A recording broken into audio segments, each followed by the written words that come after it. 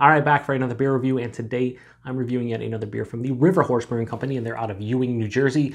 And this is their Goin Down The Shore. So they're calling this a Kettle Sour Ale brewed with lemon peel, sea salt, and lactose. They're also using citra hops, comes in at 4.4% alcohol by volume. No IBUs listed in the time of review. I don't know exactly how old this can is, and that's because this can was given to me by a friend of mine and former beer tuber, Joe, over at the now defunct NEPA Beer Reviews.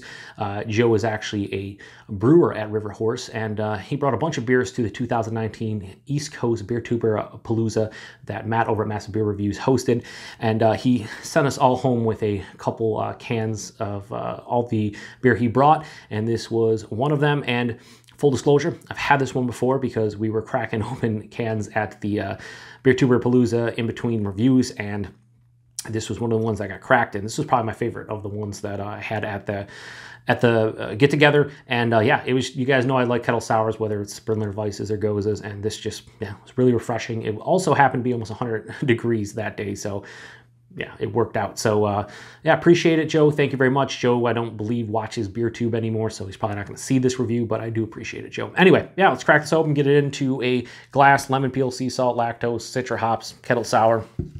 Should be good times.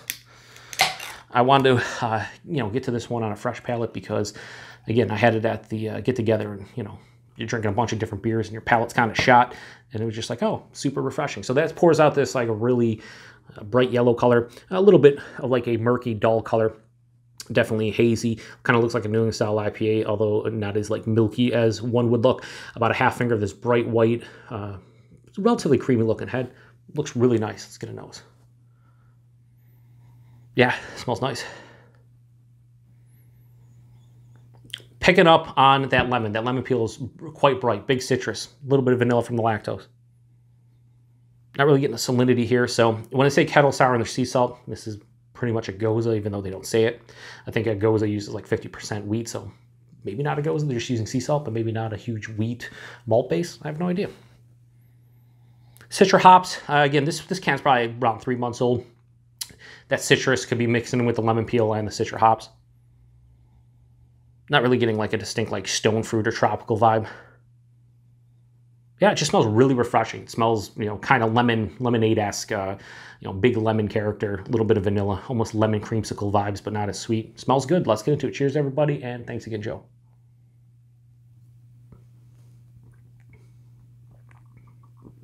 Lemon creamsicle.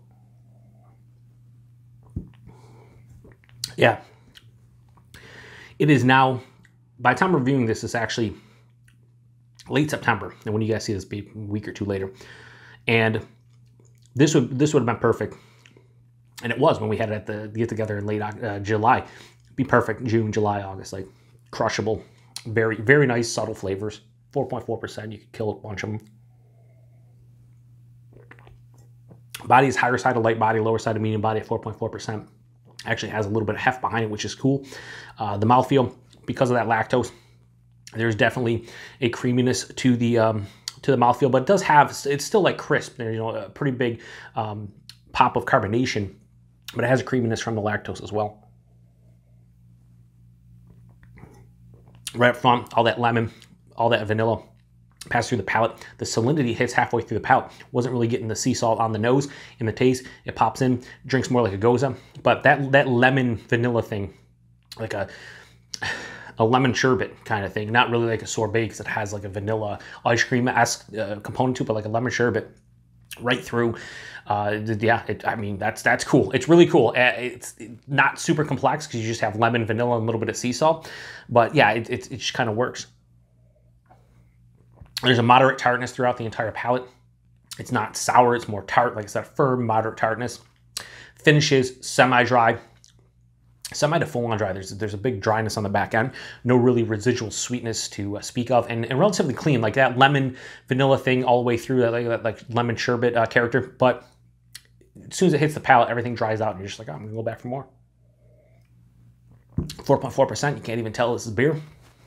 And I don't even say that in a negative way. It's just like, I can tell you there's alcohol. If you told me this here, there's like this lemon, drink, just lemon, like a lemonade with like, whatever in it, like vanilla or this and that, like some kind of flavoring. I'd be like, oh yeah, sure. and you drink a 6-pack of it and you're feeling good. So yeah, this is pretty good.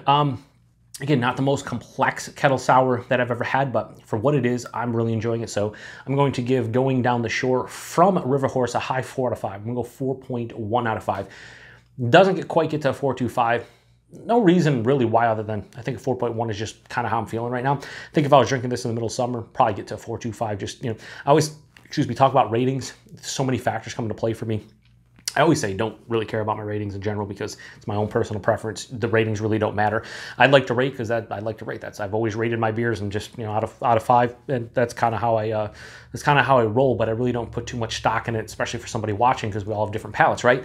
But I don't know where I'm going with this. A little bit of ramble, but at the end of the day, I guess your situation, wherever you are, your feelings that day. If you're having a really shitty day, maybe a beer you drink will taste much better, or maybe it'll taste much worse. And maybe you're having a great day and you have a really crappy beer and it just pisses you off because your day was so great. Or maybe you're on the beach and hanging out, and a beer like this would be like a 5 out of 5 because it just hits you right in the perfect, just like you're in the perfect spot. Everything's just beautiful, right? But then you drink this one in the middle of winter and it's 0 degrees outside, and you're like, I don't really want to drink a beer reminding me of the beach because it's not summertime and it's super cold out. So right now, this has hit me at a 4.1 out of 5. I think if I was having this on a beach or by the pool or something like that, or barbecue, probably be a 4.25.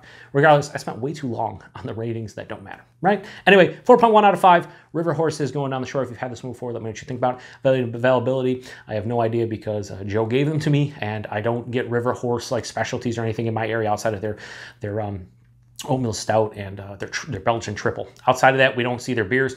I'd imagine a 12-pack or a 6-pack of this probably not more than $12, and an availability probably wherever River Horse gets distribution for the most part. Because I say that, we get them here in the Western New York area, but I've never seen this one. So if anybody out there knows the value and or availability, let me know. Anyway, appreciate everybody stopping by for the beer review. To the next one, cheers, and thanks again, Joe.